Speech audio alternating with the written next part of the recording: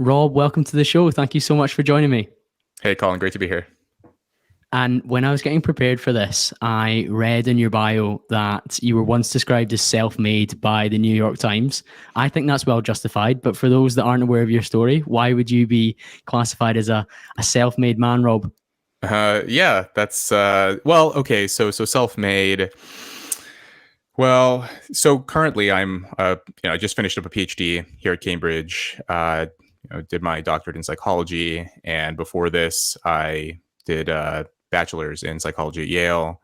But before I entered these universities and got these degrees, my life was a lot different. So to just back, way up and just give you the sort of Cliff Notes version, I was born in Los Angeles. Never knew my father. My mom was addicted to drugs and was unable to care for me. So I spent my childhood living in different foster homes in LA and all around California. Um, Barely graduated high school, got terrible grades, was just a very unfocused student, got into a lot of trouble. Um, when I was 17, right after I graduated high school, I enlisted in the military. It was just a sort of a last ditch, sort of desperate attempt to flee the sort of disorder and chaos of my youth. And yeah, spent a few years in the Air Force, lived in different countries, stationed in Germany, and deployed a few times to the Middle East. And kind of matured and refocused and got my life on track. Went to Yale on the GI Bill for undergrad, and ended up here in Cambridge, and I'm still living here. So that's sort of the brief version. And yeah, in the interim, at some points, this was right before I started at Yale, when I was actually uncertain whether I would get into any of the universities I applied for. The New York Times did this little piece on these students from non-traditional sort of hard scrappy backgrounds who were trying to get into college. And they interviewed me for that piece, and they just before I even got into college, they called me self-made. So that was very kind of them. That was back when the New York Times was, in my opinion, it was a bit more of a sane outlet than what they've become. But they still put out some good work. So that's the short version. Yes, Rob. And it's funny. Was that one of the first times that you'd articulated your story to anyone, sort of front to back, when you spoke to the New York Times? That was the first time publicly. So they ran this contest. There was a contest that they ran for people who were applying to college. They wanted college essays about class and money, something like that. So basically, like I said, students from sort of low income, impoverished backgrounds who are applying to college. I submitted my essay in this contest, and they ran it. And that was the first time that I revealed my life in a very sort of public way. And I remember being nervous about it, about it's one thing for, a group of college administrators and admissions committees to read this thing, but to have just strangers read this was, it was a bit concerning, but it ended up being the right choice, I think. And then later, I ended up writing a bit more about my life and how it informs a lot of my perspectives around, psychology and my critiques of culture and society and my observations and so forth. That helped me to land this book deal. So I have a book coming out next year, but it also helped me to sort of launch my newsletter and my Substack, which has been doing pretty well too. So yeah, it's been an interesting ride. I mean, I really just originally wanted to sort of get out of where I grew up and be a successful person. I didn't even know what that meant when I was 17 when I left. I just knew that I didn't want to stay on the track that I was on. And never really expected things to end up the way that they have. The track that you're on during your childhood, Rob, really turbulent, lots of different change. But when you've articulated that to the admissions at the college and then to New York Times, you probably become more aware of how potentially unusual it is versus some of your peers that are going to college. What was that like? Yeah, well, it really became apparent to me through sort of smaller interactions with some of the other students. So when I arrived at Yale, for example, I mean, I knew, it's not a surprise. A lot of the students at these kind of Ivy League universities, they come from rich backgrounds. I knew there was going to be this sort of economic class difference where, I grew up, poor/working class, and a lot of these these people came from, there's more students at Yale from the top 1% of the income scale than from the entire bottom 60%.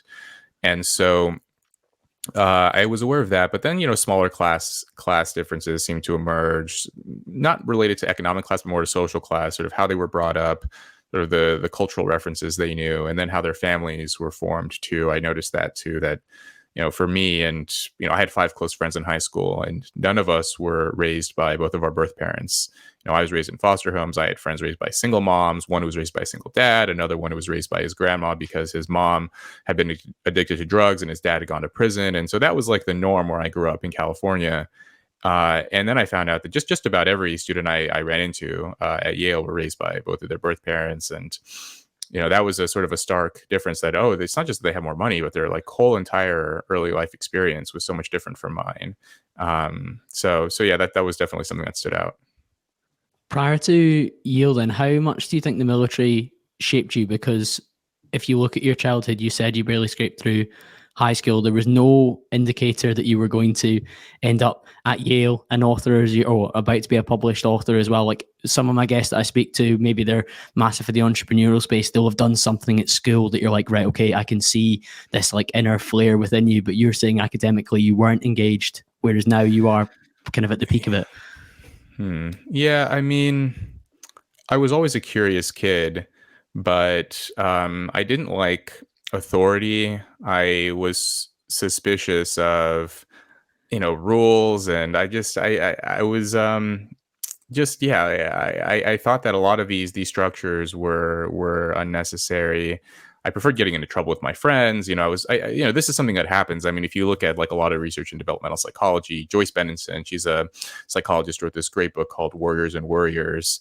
In that book, she notes how for young boys, when there's very little adult oversight or supervision at home, from parents or from caretakers, they tend to cluster together, and that becomes like their source of social support and stability, and how they sort of shape their identities. And in like very extreme cases, this can take the form of like gangs and violence and that kind of thing, or it can take like a slightly more maybe mild forms of like kids joining like skateboarding crews or sports, or JROTC, like these sort of like high school versions of like military preparation, those things. So for me, it was just me hanging out with like my other kind of aimless troublemaking friends, and none of us really had a serious interest in school. And it was just like that sort of young boy thing of like, school's stupid, you care about grades, like that's ridiculous, like who cares? Like it was like, laughing about not doing your homework, like that was very much the sort of mindset that I was in. But I still found the material of class interesting. Like I would read the textbooks, I would practice the math exercises, and I'd go to the school library sometimes and read books that interested me. So there was that sort of intellectual drive, and some of my teachers could recognize that too. But whenever they encouraged me to actually like focus and actually do the work, I just couldn't bring myself to do it. There's an element of pulling back because of its authority, like who the message comes from, rather than and the messenger being the problem, not the message. That's well put. Just they represented authority or structure or something, and I didn't trust it. I didn't think that it was I didn't take it seriously. I've heard you say that you read quite harrowing or challenging life stories to try and contextualize what you were going through during your childhood. I think you said that you'd read Richard Wright, Black Boy, for example. So when I was listening to you speak about that, I was thinking, well, that is a man or a boy that is intellectually engaged with a text that is probably beyond what he's performing like in his academic classes. Yeah. I read quite a few memoirs when I was in middle school and high school, and even in my young adulthood. Like I remember I read Man's Search for Meaning by Viktor Frankl shortly after I'd enlisted. I was probably, 18 or 19 when I read that one. But yeah, I mean, I read these books, and there was something maybe soothing about it to read people who had harder lives than me. Because my life wasn't particularly it wasn't easy, and I knew that there was something wrong, or something that I could just sense that the people around me, they were unhappy, the guys that I was hanging out with, and I worked too. So I worked as a dishwasher. I worked as a bagger at a grocery store. I worked with like older guys too in their early to mid 20s, and I could tell they felt that something was missing from their, they felt, that their lives were not on the right track either. And then when I read these books with guys who had even more brutal lives than me, um, to just know that they could rise above it somehow, that they could write about it in an interesting and articulate way to maybe draw some hard-won lessons from their experiences. There was something about that was really appealing to me. And I probably couldn't have expressed this to you. When I was 17 years old, if you had asked me, why are you reading this? I don't think I would have even been able to give you a what an interesting answer. It would have just been like, oh, just, I don't know. I don't know why, but it's just interesting to me. It's a cool book. Yeah. Yeah. It's a cool book, or this guy's cool, or there's some funny, Richard Wright's book. And there's just, there was something thrilling about it too, to read about these, people who've had such different lives than what I was experiencing. It's interesting what we're drawn towards as kids. And we were speaking before we hit record about like me kind of starting the podcast as my side project during the pandemic when I had more time. And as a kid, I was very keen to be a sports journalist. And I think the modern equivalent of writing match reports and doing interviews for newspapers is probably the audio version, which is now a podcast where you interview people and you do you distill down information and you present it in this format. So it's interesting that you as a kid were reading these memoirs about challenging lives. And then you're going to be writing a book through that lens, which, albeit maybe not on the same level as Black Boy in terms of the story, there's elements of the struggle and the challenge, and then moving forward and pushing towards the where you've got to now. Yeah, I remember a while back I read Susan Cain's book Quiet, and she notes that one of the ways you can sort of, if you're sort of adrift and you don't know what you want to do for a career or what you want to do in your life, one of the things you can look at is what you were interested in when you were a kid. If you liked to draw when you were a kid, then maybe you were meant to be an artist. If you like to, bang on pots and pans in the kitchen, maybe you should be a musician or a drummer. And if you like to write or to give speeches or to tell jokes, a lot of those early inclinations can be useful indicators of what you truly enjoy doing, right? Because when you're a kid and you're just sort of free and you're uninhibited and you don't yet have the sort of socialization and the peer pressure and the fear of judgment and anxiety and all those things that sort of come with puberty and with growing up. Those are sort of reveal something about you that you may really take pleasure in. Agreed. No, I'll definitely bookmark that book to add it to the reading list. But you said as a kid you definitely weren't drawn to the military, but you joined the Air Force as a way of kind of getting out of California. How important was the military for you? Well, I wouldn't say that I was like unopposed. I just felt like indifferent or neutral to it. I mean, it was So I had there were two older males in my life who recommended it. So one was his history teacher that I had in high school, and he was like, he was an interesting teacher. I liked his way of teaching. He was like funny. He was charismatic. He wasn't like overbearing or gruff or anything. Like, he sort of talked to us as if we were human beings rather than these sort of annoyances like some other teachers would. And he recommended it to me, and he had been in the Air Force, before he became a teacher. And then there was so then my senior year of high school, the final year in high school, I lived with my friend, his dad, and his dad had been in the Air Force too, and he recommended it to me. And one of the things that they didn't like say, you should or you they weren't overbearing about it. These were just like very gentle recommendations of just like, you're a smart kid, but you're just on a bad path right now. This may be a good option for you, something you may want to consider. And so I did. And so then, what did it do for me? I mean, so I guess it did do the things that you would expect, right? So the military did do things like, it taught me discipline. There was camaraderie, respect for authority, sort of learning to respect authority, working as a team. Taught me leadership, followership too. I mean, because everyone starts out as a follower. You start out like, the rank structure is very formal, and so it's literally like you're on the bottom of this totem pole, and you work your way up, and you sort of accrue the respect through this very formalized hierarchical system. But then, there's this other part of it too, where I think it's just, and this is me sort of putting on my psychologist hat, studying developmental psychology, evolutionary psychology. A lot of this is just, and you may be familiar with this, a lot of your listeners too, of, that basically the period of a young man's life when they're the most likely to cause trouble, both for himself and for others, is around 18, 19, 20 years old. Some psychologists refer to this as the young male syndrome. So if you chart a man's life, his entire lifespan, the period when he's most likely to get arrested, the period when he's most likely to, try illicit drugs, drink and drive, get into fist fights, get involved in anything sort of reckless or dangerous, is that sort of late teen, early 20s period. And what the military does is, at least for me, it takes a young guy out of situations in which he could do something catastrophically stupid. So one way I put it is that the military doesn't necessarily set you up for success so much as remove the chance for you to do anything that could catastrophically, just like wreck your life. Because the structure is so, it's so suffocating. Like every aspect of early on when you're still in training, every aspect of your existence is tightly controlled. Your uniform, your bed, your cleanliness, hygiene, work, like everything. Things like if you fail a drug test, they make it. You just go to military prison, and there's random drug tests. There's just everything is inspected and regulated and controlled.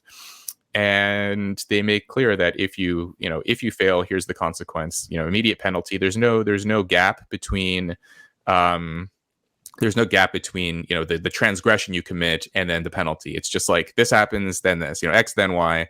Whereas in civilian life, you can be an 18-year-old guy and you can drink and drive, you can do that 100 times before you kill someone, right? Like you can do that a lot. Whereas in the military, right? Like, if you drink and drive and someone catches you or whatever, like it's just very quick that you'll get arrested or do anything reckless. So, and so that's the other thing is like, it sort of removes the chance for you to do anything. And then even if you do say 4 years in the military, right? You join when you're 18, you leave when you're 22.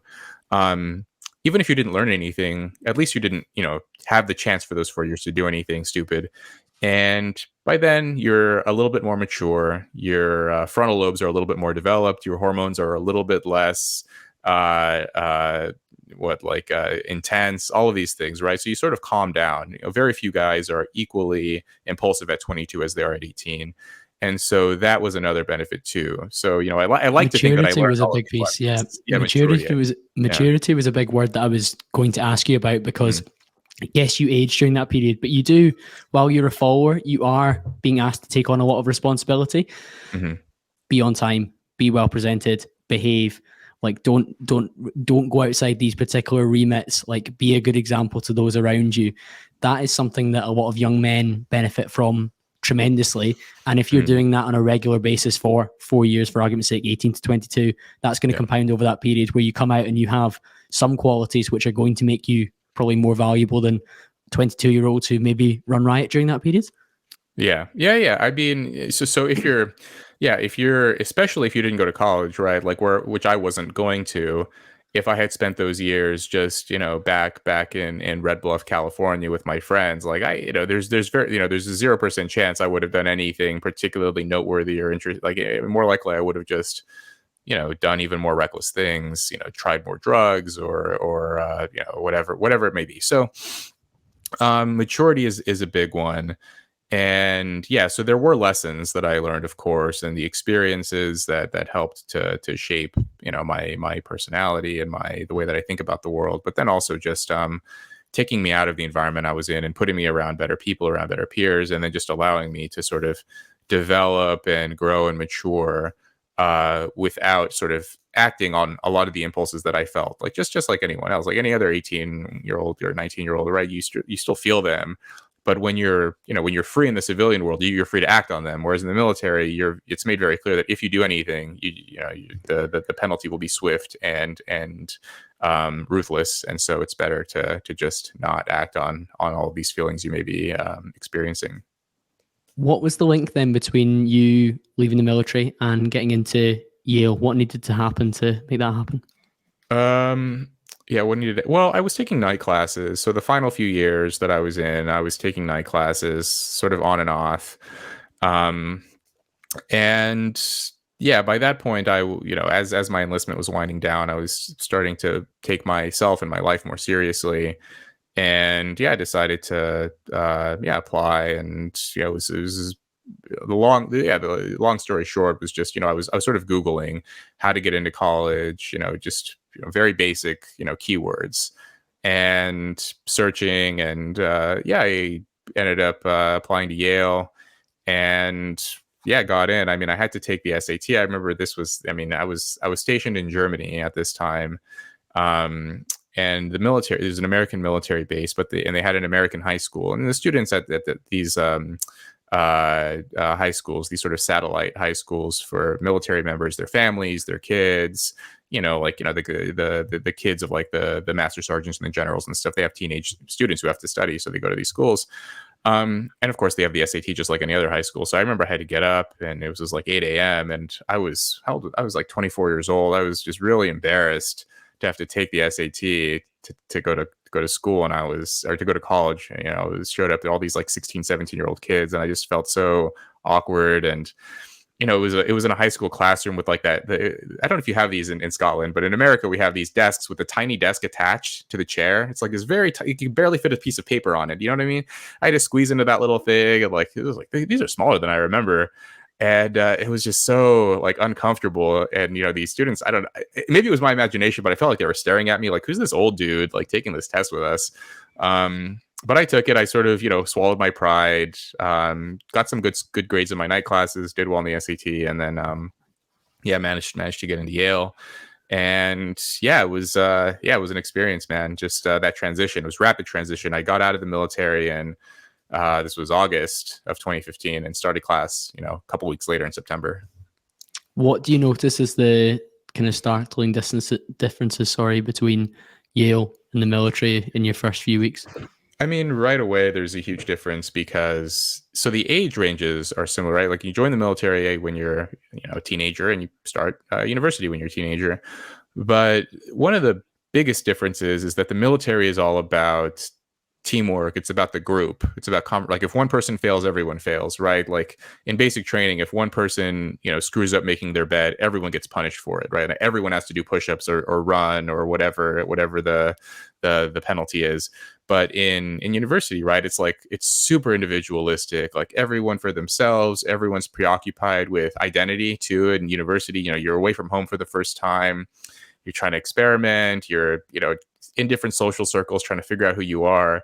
And in the military, your identity is, well, first it's stripped from you, right? Like you go in, they shave your head, they give you a uniform, you're called by your last name. Like everything is just like individuality is stripped, and you become this other thing. Here's your new identity.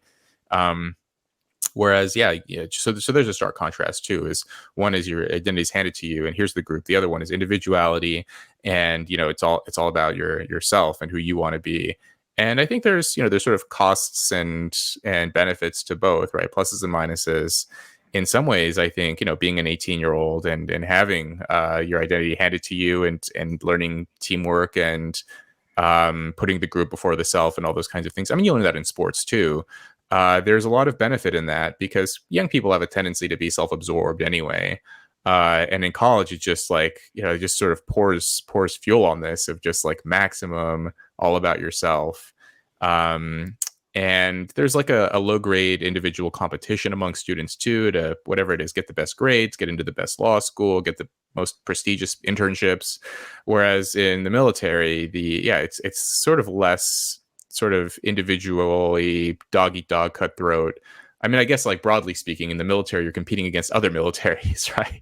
But at least on the individual level, the people you interact with day to day, you don't see them as your enemies or your rivals or your competitors. Whereas in college, you have your friend group, but then you have people, you gossip about, or rumors or backbiting and those kinds of things too. That's very, very interesting, isn't it? And it's funny that you say that college is quite individualistic, because we're probably going to speak about the political environments at colleges, which would probably lend themselves more to being collective if we were to categorize some of their political beliefs beyond like how they behave day to day.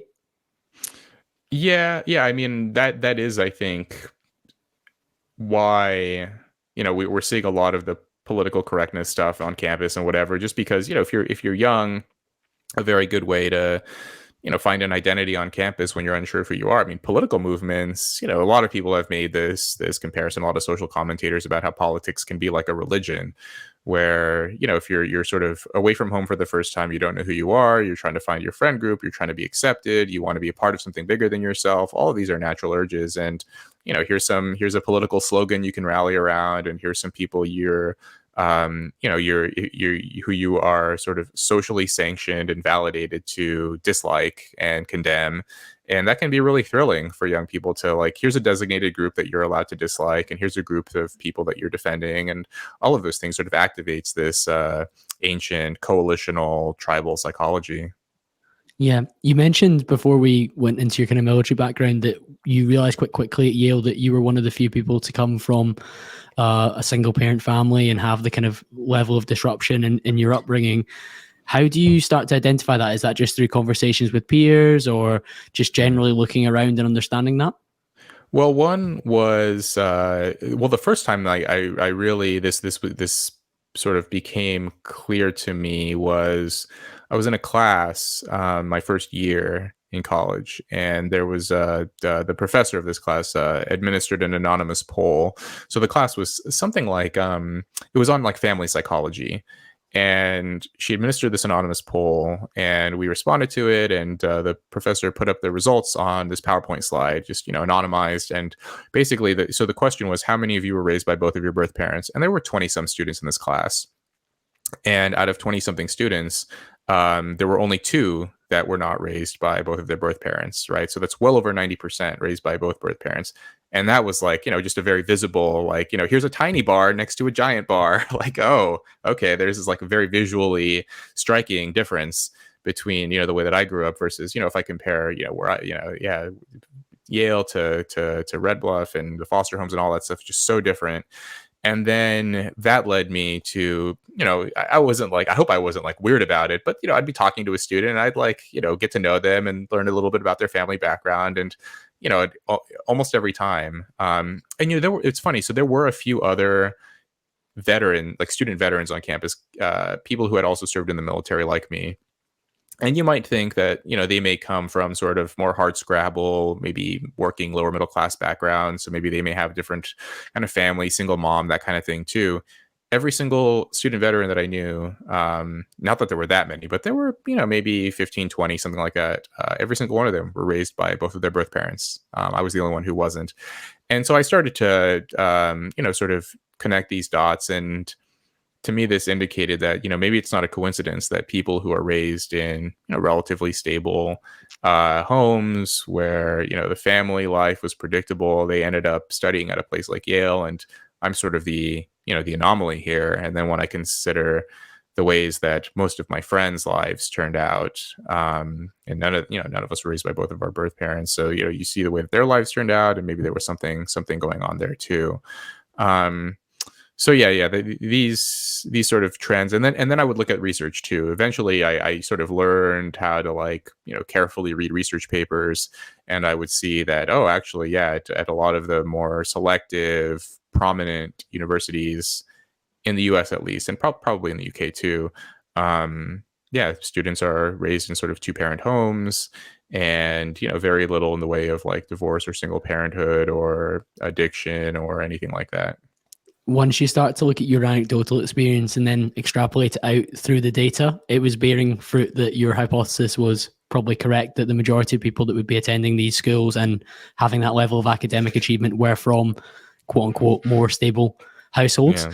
And I think nowadays, even vocalizing that point to particular audiences, people would maybe push back on that and say, oh, that can't be the case. But the facts don't really care about how people feel about that particular statement, I suppose. Yeah, well, I mean, it's so funny because if you ask people generally, regardless of their politics or educational background, any of this stuff, if you just ask them like, what, like for your own children, like what's the optimal situation? How do you want to raise them in terms of like, do you want your children to see you and your spouse get divorced? Or would you rather, sort of stay together if you can make it work somehow, stay together and raise them that way? And or if you're gonna if something were to happen to you, what kind of home would you want your kid to be raised in? One in which they're raised by a single parent, or with two parents. One in which a divorce will occur at some point that your child will witness, or one in which they'll stay together with both of the two parents in the same house until they leave the home.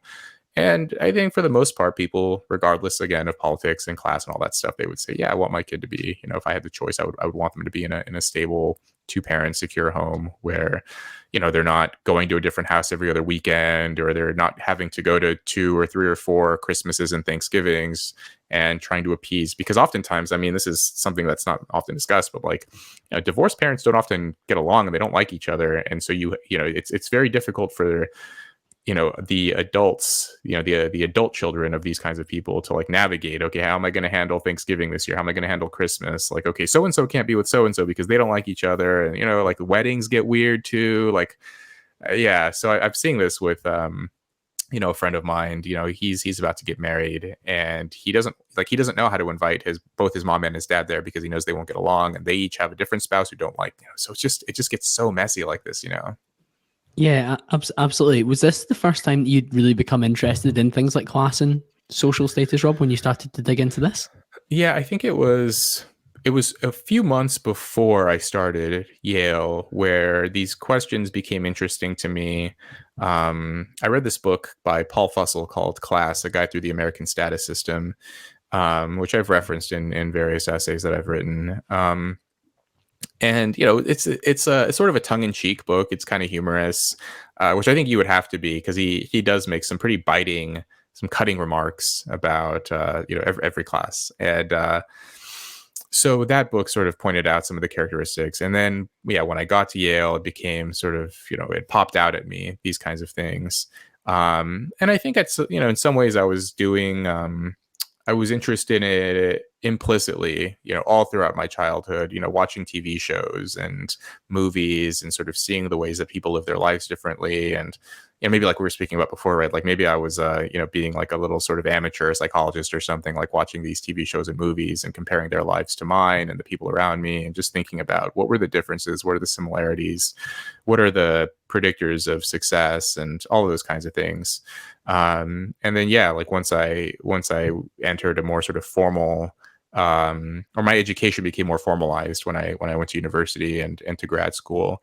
I just sort of tried to connect these dots from my personal experiences and observations and my family and my peers. And then what does the actual research say? What did the studies say about, childhood poverty and predictability, family life, and so on? This topic is probably what you're most well known for in terms of your written work, where you've written about luxury beliefs. When did you start to formulate that? And what is that for the listeners that maybe haven't heard of it before? Yeah, luxury beliefs are ideas and opinions that confer status on the upper class while often inflicting costs on the lower classes. I formulated the luxury beliefs idea. Well, it initially started when I arrived at Yale. I noticed just how interesting and peculiar the beliefs were of my peers and of the professors and just the people who had grown up in sort of upper middle class environments in America compared to what I was seeing back home. When I talked to my friends, when I talked to my family members, when I would talk to guys I knew in the military.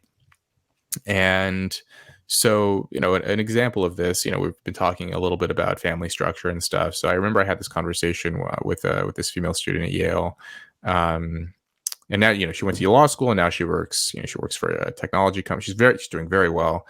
And I remember she told me, that I think marriage and monogamy, they're kind of outdated, right? These are kind of, these are sort of archaic patriarchal institutions. And it's so funny, we're talking about this. I just read this article, it just came out in the New York Times this morning, saying that college educated people are more likely to say marriage is outdated compared to less educated people, despite the fact that they're much more likely to be married. This is the interesting thing, is if you look at marriage rates by education, college educated people are much more likely to get married and less likely to get divorced. But yet they also say that marriage is outdated, or we should move beyond it, and so on. So yeah, this young woman, her attitude was sort of characteristic of this. And then I asked her, well, how are you, what would I ask her, how did you grow up? Because I was curious how she grew up compared to how I grew up, and she was raised by both of her parents, 2-parent home. And then I asked her what she planned to do in her own life.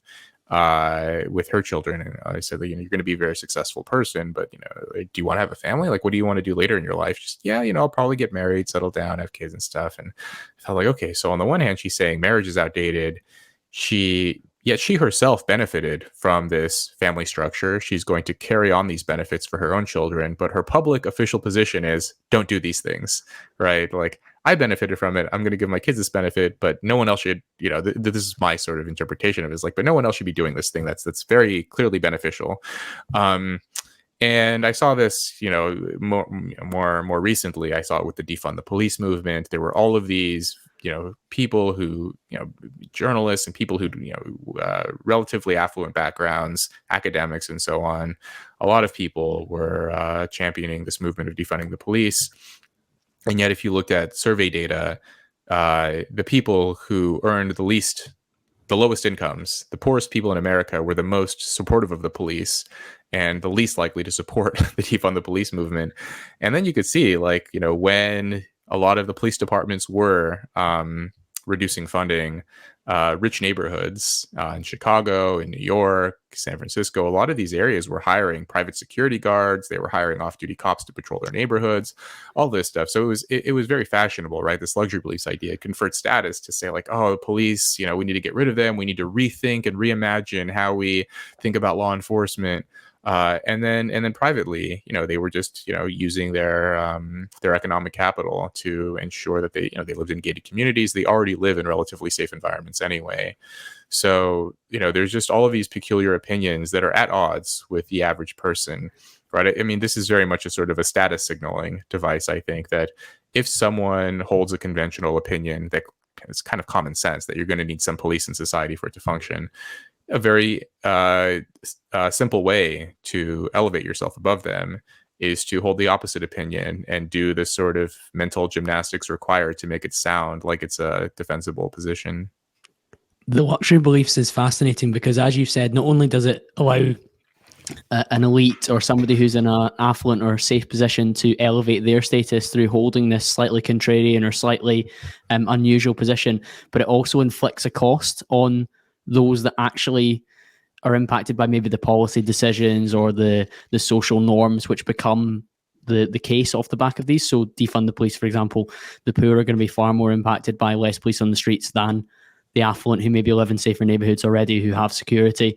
In the same way you were talking about monogamy there, as you said, this lady in particular has actually benefited from the stable family structure to put her where she is, and that's what she's going to practice in reality rather than what she preaches. She's going to do.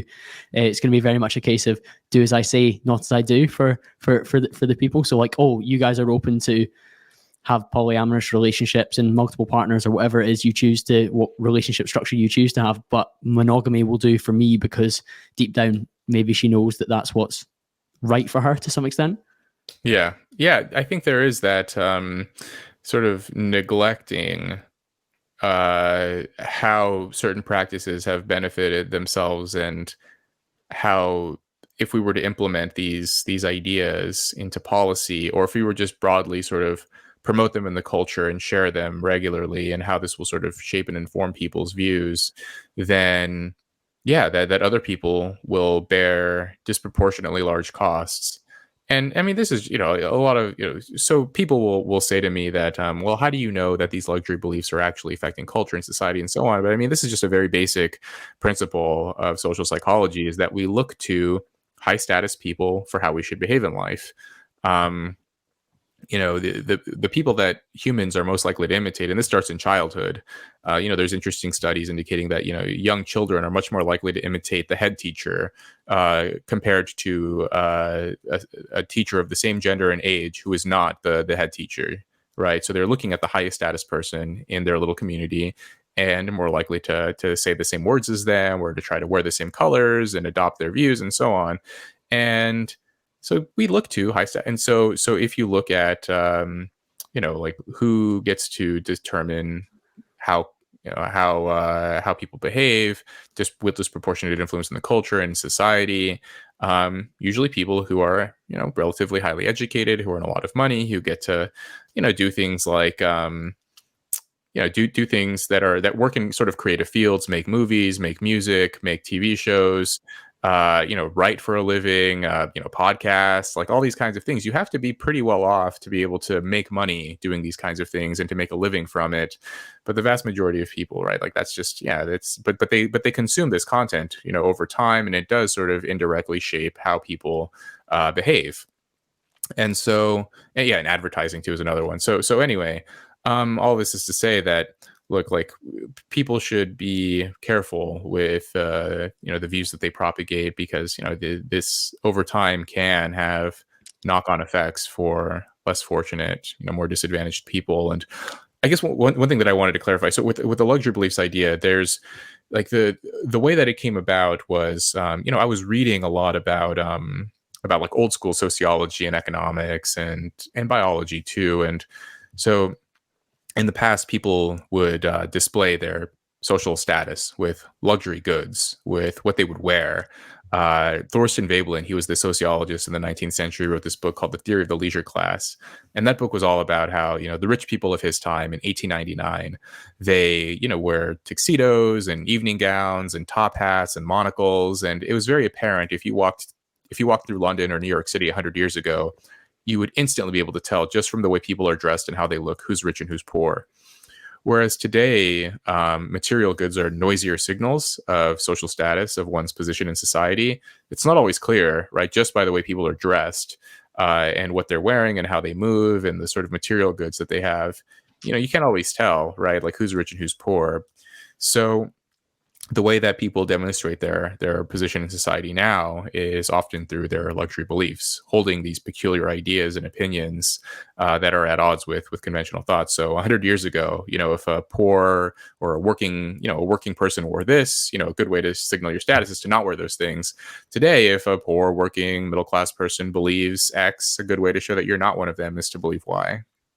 Yeah, it's fascinating you bring up the possessions or material goods element of things. And I've heard you speak about this before and write about this before, where because these goods are more accessible than ever before, so for example, maybe certain technology, certain clothes, it's much harder for somebody to signal wealth because a lot of people still have access to that particular thing, whether they're earning relatively low or relatively high.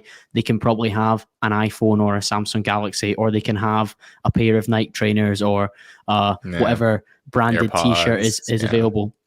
Exactly that. So it's become relatively easy to look relatively the same from that perspective. And there's particular items, of course, people can show like it's an element of a luxury, it's a step up, but it's far easier nowadays, as you've demonstrated, that you maybe hold like a slightly contrarian position where you're in a strong enough, luxury enough position to hold this belief that is a little bit more damaging to people below you. Yeah. And I don't always think that it's not necessarily a conscious, it's not a conscious intent of like, oh, let me hold this belief because it's going to hurt someone. I think a lot of it is just, a lot of it is unconscious. It's implicit. It's just, where if you say something and you receive status for it, if you receive validation for it, if you say defund the police and you get 50 likes on whatever social media platform, you're just going to keep doing that, right? It's almost like basic sort of operant conditioning of just like, you want to do the thing that brings you positive reinforcement and validation. And this is another sort of piece of the luxury beliefs idea, is that humans care a lot about status. There's interesting research indicating that sociometric status is a stronger predictor of happiness than socioeconomic status. And sociometric status is essentially respect and admiration from your peers. And to be fair, this research is done in developed countries, relatively affluent countries in which you're probably very unlikely to like starve to death in the street or something like that. So in these kinds of the US, UK, places like this, being respected and admired actually feels better than accruing a ton of money. And then just on that, Rob, some people, I saw some research that indicated some people would rather an increase in title within their organization than an increase in salary. So for example, I got promoted in October from business development manager to account director. With that came a salary increase, but some people, if you offered them the improved title or the salary increase and the same title, they would take the improved title because of how that would boost their social status within the eyes of their peers, which I find remarkable, but it bears fruit. Yeah. It's a great point. I mean, I've seen this with professors and academics too. I knew an instructor at Yale. She was a non-tenured instructor, and she was offered a tenure track job. So the dream of every academic is to get a tenure track job, because then means whatever, you can never get fired. You have a reliable paycheck for the rest of your life. She was on this non-tenured contract at Yale, and she was offered a tenure track job somewhere in the Midwest, somewhere I think in like Oklahoma or something.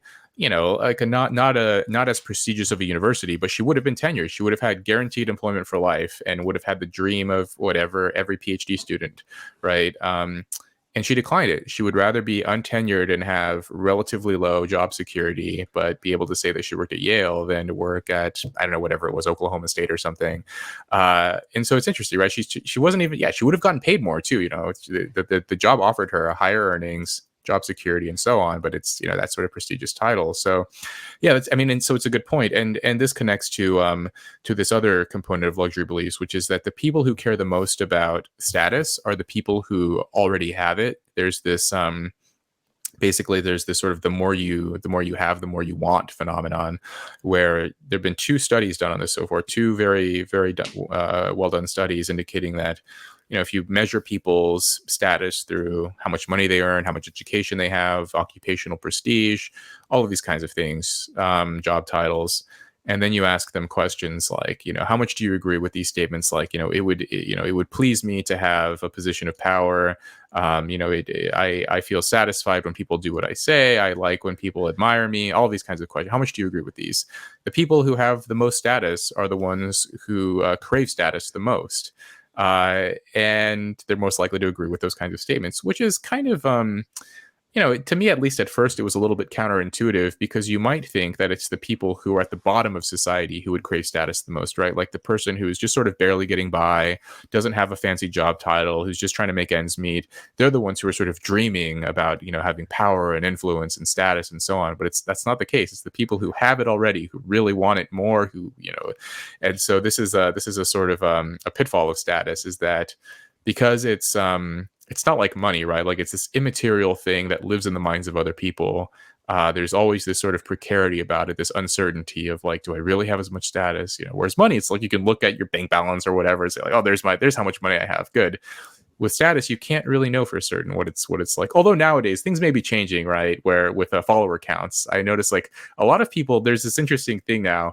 I haven't really explored this idea in depth anywhere else, but this is just this idea of like followers as a quantification of status, and it's more acceptable, right? Like if I were to just like tweet a screenshot of my my bank balance or how my portfolio is doing or something, there's something crass about it, or something like, oh, like this is kind of like tacky. But if I were to like take a screenshot and highlight my follower count, like I think that's kind of, I think some people may think it's tacky, but I think it's much more acceptable, right? Particularly if you hit a milestone, you celebrate it and people celebrate that too. So imagine doing that for money, right? Like, hey, $1 million in the bank, everyone.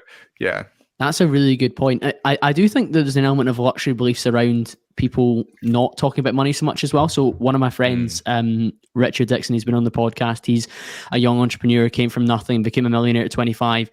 He talks about the working class sometimes being berated for having an obsession with money. And he said that most of the time when he was growing up, the vast majority of problems and fights that he saw amongst his friends, his families, his peer group were income-related problems. So if there was more money available to move them to a particular level, that would be vital. And when I had a guest called Daniel Crosby on the show, who is a behavioral finance analyst, he was sharing that when you hit £75,000 per year income, that's when you kind of hit like peak happiness from the amount of money that you have, and anything after that is kind of a diminishing point of diminishing returns. But the vast majority of working class people are nowhere near that 75. So for them to want more money, it probably will alleviate some of their problems when it comes to shelter, food, bills, anything that would come up. And I do think from an elite perspective, there's an almost belittling of working class people, sometimes having a bit of a fixation around they want to earn more money, they want to have more access to resources.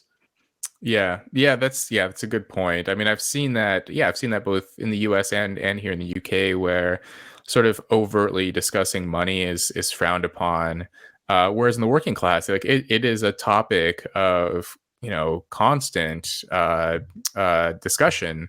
right? Because like if you're just sort of barely getting by, and it's something that's on the top of your mind, like how much money do I have? Do I have enough? Like, when's the next payday? When's my next paycheck coming in? When's rent due? When are these bills need to be paid? Like, what can I defer till next week?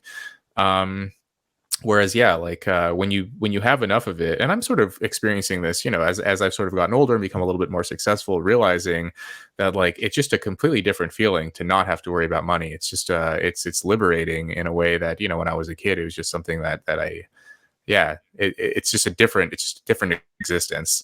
So it's interesting. You brought up the point. Was it Crosby who made up or brought up the point about 75K? There was a study that just came out last week about that question about money and happiness on that specific study too. So Daniel Kahneman, the guy who wrote Thinking Fast and Slow, he was an author on that original paper. It came out, I think, about 10 years ago, about how beyond 75K a year, people sort of the happiness doesn't increase much more after that.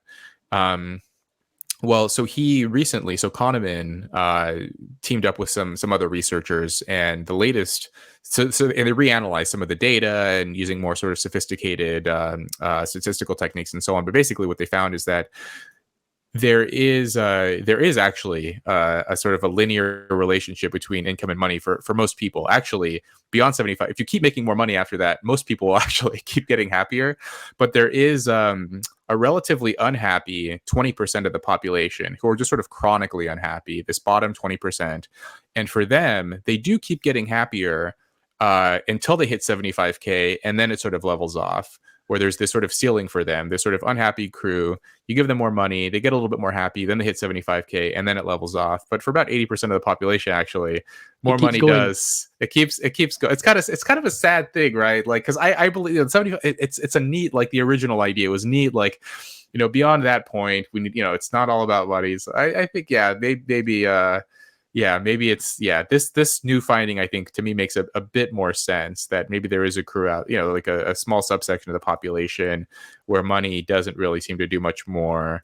But for most people, I think, it just makes sense, right? Because if you ask people who say they make, I don't know, $100,000 a year, if you say, hey, we're going to give you another $100,000 a year, are they going to say, well, there was this study that said I'm not going to get much more happy? So are they going to decline that money? I don't, I think I think a lot of I think a lot of the lower level increase in happiness comes from more work that's required to do that. Whereas if you were gifted an extra 100,000, I think your happiness would be exponential, because think of what you could free up. And again, one of my recent guests, Damien Talks Money, he's a finance YouTuber, really cool British guy, and he was saying that a lot of the time, the additional capital that you're gaining at this stage, if you spend on experiences rather than goods, you tend to see even higher levels of happiness, because it's more memorable. So I was talking to him about, if for argument's sake I get a £15,000 increase in salary, great stuff.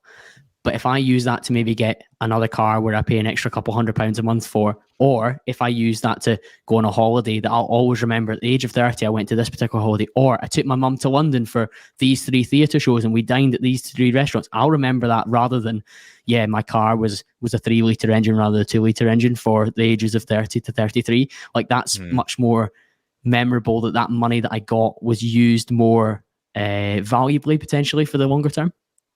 Yeah, I think the other thing is like with goods, regardless, like, if they're luxury goods or any kind of, like, they sort of depreciate over time, right? Like, even if you get a really nice car, 5 years later, it's just not as exciting to drive it. Whereas memories they tend to appreciate, they sort of increase in value, even if they're bad. Like, even if you take a holiday and it's terrible, like whatever, it's raining and the food is miserable and whatever, you just the hotel overcharges you and all this stuff. I think after a few years, it just becomes a funny story. And it's something you can reminisce with your friends or with whoever, your girl, whoever you're traveling with. The story just becomes, it's just kind of funny experience, even if in the moment it was unpleasant. Whereas, like material goods, you just sort of take them for granted. They're not as interesting after a while. And then, the experiences, there's just, I think there is something to that spending money on experiences rather than goods, right? Like, there's this whole area of research and happiness studies that Kahneman and others have been involved in.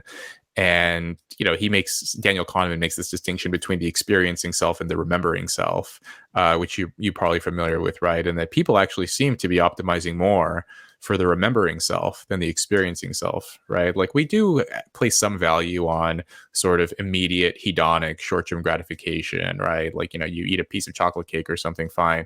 But what people really seem to value are those sort of remembering self experiences of doing something hard, of running a marathon, or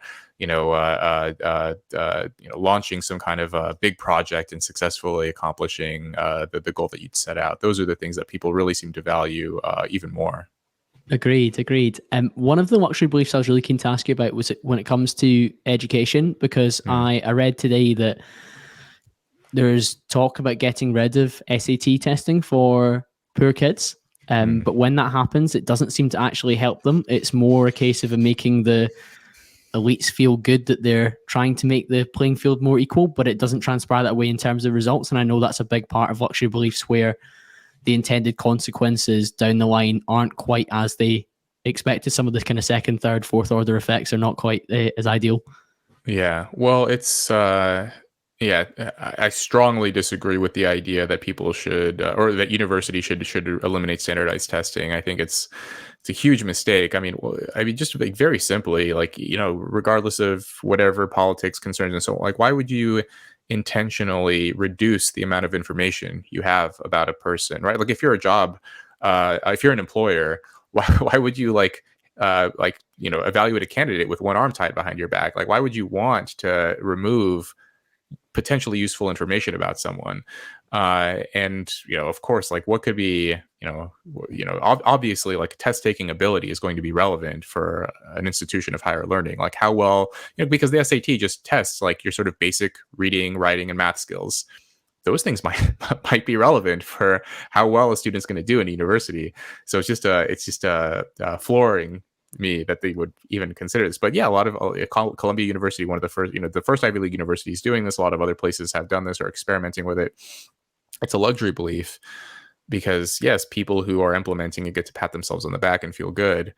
But if you think about, the variety of experiences of teenagers, poor working class teenagers, various situations, I wrote about this recently, and it's being republished tomorrow in the Free Press.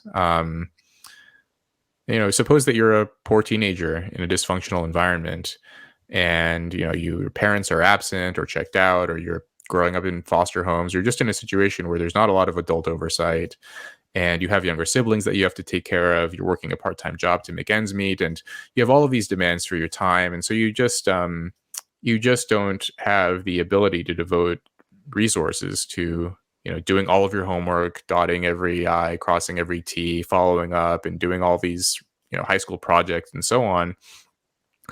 But you can set a couple of hours aside in an afternoon and take the SAT. And if you receive an outstanding score, that's going to open a lot of doors for you that weren't open before when you weren't able to get top marks in every single class. And those are the students that will, basically be weeded out of the selection process for universities. And, to me, like, it connects a bit to my own life. I mean, I didn't really understand my own academic potential until I took a standardized test to join the military. So we take the ASVAB. It's the Armed Services Vocational Aptitude Battery. And it's just basically a standardized test. Test a lot of the same things that the SAT tests for basic reading, writing, and math skills. And you can actually convert ASVAB scores into SAT scores. And, I discovered that, I had really high ASVAB scores, and I could have gone to college if I had, first, if I had taken the SAT. I didn't even take it. I didn't even sign up for it. I was just, that sort of, that much of a, just unserious student. And so those, and then who gets to benefit from this? So the university admissions committees are going to start placing greater importance on other aspects of the application, things like personal statements. And these essays, you write like a 500 or 650 word essay, tell us why you're applying to this university, or they'll give you some kind of prompt. Well, there was a study out of Stanford, came out, I think, a year and a half ago, which basically found that they did like a linguistic analysis, right? Like, they looked for like patterns in vocabulary and uses of language in thousands and thousands of these essays, and correlated it with family income. And they found that the correlation between family income and essays is actually higher than the correlation between family income and SATs. And to me, the reason is probably most likely that if you if you come from a relatively affluent background and you have educated parents, you have all of these people who can help you to tutor you into writing an essay that will sort of shape it to be pleasing to admissions committees using the right buzzwords. I mean, famously, this was a few years ago, there was a student who applied to Stanford. In his personal statement, he wrote, I think he was an Asian American student who applied for Stanford. And he just wrote Black Lives Matter like 400 times on his essay. That's all he did. Sorry, it's so ridiculous. And he got into Stanford doing this. There's no like working class student like that wouldn't even enter their mind to first of all, it's kind of risky to do, and they wouldn't want to play that level of political game. Yeah, exactly. If you're from the right background, you would know that it's going to push the right buttons with the right level of like political alignment. Yeah, it's funny. Exactly. And working class student wouldn't want to take that risk. They wouldn't understand that that's the political game you have to, all that kind of stuff, right? And so so there's the essays, there's the recommendation letters. This is the other element. They're going to place more importance on recommendation letters. If you're a student from a rich background, you just have your parents are going to have connections to well-known, prominent people, senators, CEOs, whoever, some other famous professor.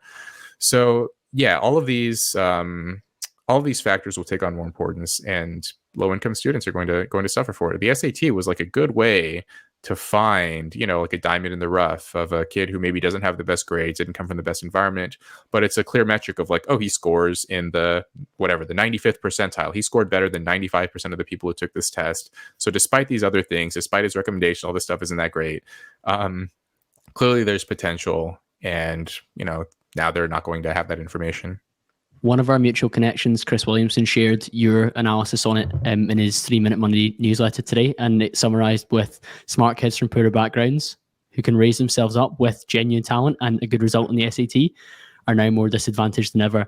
And if that's not a luxury belief in a nutshell, then I don't know what is, because it's all well and good to say, oh, we're being virtuous and supportive by removing this big, bad, scary test. But actually, the big, bad, scary test is providing us with data and information that will allow people to have genuine social mobility, which is what ultimately we're trying to create here. And the real problem is social mobility and the access of lower class or financially disadvantaged students getting into these schools, and you're pulling the ladder up from a high to stop them getting there. Yeah, all of the arguments against testing is just ridiculous. There was this scandal a few years ago. It was called it became known in the media as the Varsity Blues scandal. And basically all of these rich people and celebrities were paying professional test takers to take the SAT for their kids. So they had their children were applying to play at places like Yale, USC, all these, Stanford, and they're rich, dim-witted children couldn't do well in the SAT, so they would hire professional test takers with I don't know how they did it, with a fake ID, with a fake thumbprint. I don't know how they did it, but they got them to take these, and then these schools and all these people, they ended up getting busted for it. But the thing is, the people who say, oh, these tests, they're actually just measuring, how much money your family has, or it's measuring privilege. It's not an accurate indicator of someone's ability. It's just, money and class and bias and all this stuff. If that's the case, then why did these people in the Varsity Blues scandal have to pay test takers for their kids, right? I think the whole thing is just, the whole argument is misguided. Yeah, you mentioned the word privilege there, and the last luxury belief that I'd love to ask you about with the time we've got, Rob, is around white privilege, because it seems that a lot of luxury beliefs are particularly fixated on race rather than class, which if anyone's learned anything from this discussion, they'll have learned that class and family background and support network is one of the most vital indicators of what happens for access to college and down the line.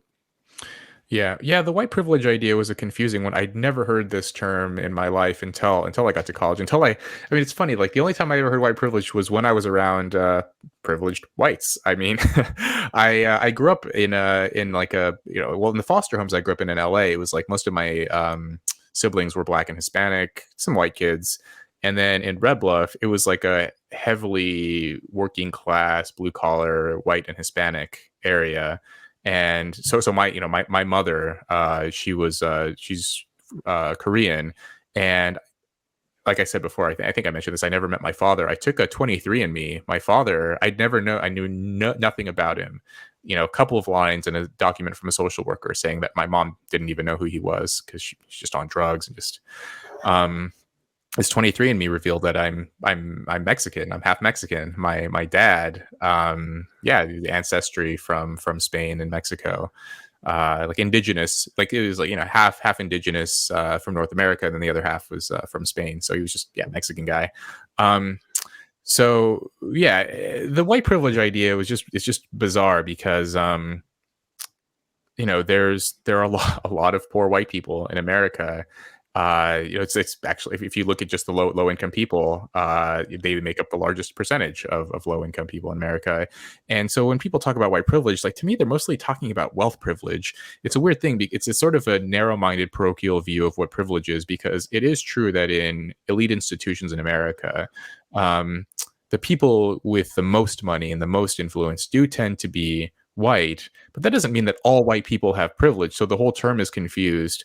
And when you implement policies to combat white privilege, you're not going to be undermining white people who graduate from elite Ivy League universities or people who come from rich families. You're going to be hobbling the poor white people who are trying to get a leg up in the world. Those are the people who are going to be harmed if you launch a scholarship that excludes white people or what have you. The white Yale graduate is not going to be like, oh no, I can't apply for this. It's going to be poor white people who actually need scholarships, who are going to need who are going to be disadvantaged by that.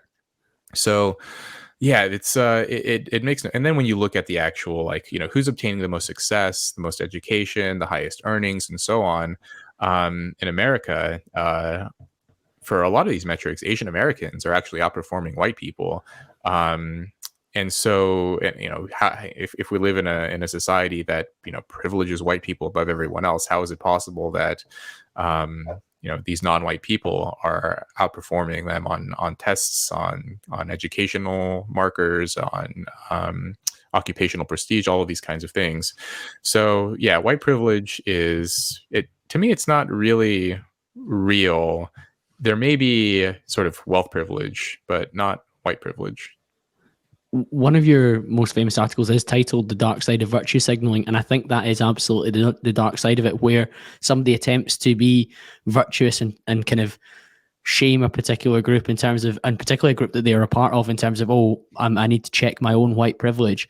But ultimately, it's having downstream effects on people who are disadvantaged regardless of their color or their creed. And I find that something that we've not focused on in terms of discussions in wider policy discourse for a very, very long time now, both in the UK and in the US.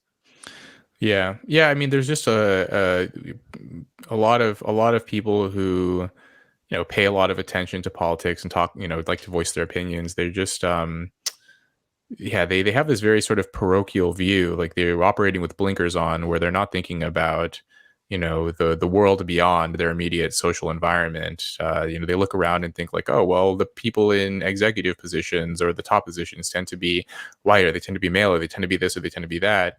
And they're not looking at the bottom of society because they have no contact with it. Like, they don't know what it would be like to grow up poor, to grow up in a dysfunctional, deprived environment, and how a lot of people live. And it's just it's kind of interesting because like the people who hold luxury beliefs, the people who wield the most influence in society, who sort of get to shape the culture and sort of shape the direction of what people are thinking about and talking about, they have the least contact with ordinary people and how they live and what their concerns are. It's detachment from reality, and we talk about woke and anti-woke, but I quite often talk about based and debased, because I think if you become debased from the reality of normal people and some of the language that they use and some of the problems that they encounter, then of course in your, I don't want to say ivory tower, because a lot of the people having these conversations aren't even in ivory towers, they're just slightly above the average, and they're able to kind of look down and almost talk about these problems that they don't quite have a full grasp on. And language is another thing, but that'll be a full other podcast we could go into on that, Rob, when it comes to some of the language that I've heard. Like I was telling you before we hit record that I studied politics at the University of Glasgow, and now I finished in 2014, so that was quite a long time ago. But as I was leaving, some of the language was really creeping in where I felt it was almost exclusionary on purpose for us to have debates. So I would have conversations, and if you use the wrong term around, say, homelessness or drug addiction or race, you could be not like deplatformed, but you'd be struck down in terms of, oh no, like we cannot have a serious conversation with you because you aren't using the correct terminology that is accepted within this argument. Now that's fine within the structure of an academic essay in terms of, right, you must use the correct terminology, but equally it's becoming exclusionary for discussion. So you don't ever get to tackle the actual problems because we're too busy dancing around using the correct terminology. Yeah, it's a lot of that is a signaling game to show that you're sort of up to date on the latest information. It shows that you're informed, that you're educated, and all these things. But to the people who actually are homeless or addicted to drugs, like they're not going to care what a bunch of college students, like what terms they're using. Just like in the U.S. at least, there's this movement to change homeless to unhoused. But if you actually if you find a homeless person on the sidewalk and say, hey, guess what? I got news for you. You're not homeless anymore. You're unhoused. Is he going to say, oh, great. Like you have a new name for me. Perfect. Now my life is so much better. No, like how do we actually solve homelessness? It's not going to be by starting to call them unhoused. And I mean, if you hang out with drug addicts too, I mean, I have friends who've been in drugs and been to rehab and all this stuff. Like they use a lot of the terms that a lot of like university students and graduates would be horrified by, like calling someone a junkie, right? Like they call themselves junkies. Like this is like that's just like life on the street. That's life at the bottom. Like that's just how people communicate. Is this very blunt, unornamented language. And yeah, there's just not that sort of concern around signaling and being informed and all those things. A lot of it is just very unhelpful for the problems that I think and hope that a lot of people are trying to solve. I think so too. And rather than maybe softening the blow with the language that we use to describe these people that are in these problems, let's turn our attention and our energy to deciding how we can actually raise people up and give them access to the help and support they need to become more empowered. But Rob, as I said, we could have another whole other podcast and go off on more luxury beliefs and more language. And I'm sure we'll get the opportunity to do again in the future. But if people want to continue the conversation with you, which I'm sure they will, where should they head towards? You should go to my Substack, robkhenderson.substack.com. Just Google me, Rob K. Henderson. And yeah, I'm on Twitter as well, at Rob K. Henderson. Rob, that'll be linked in the show notes. Thank you very much to you, the listener, for joining me. And I'll be back to speak to you all again very, very soon.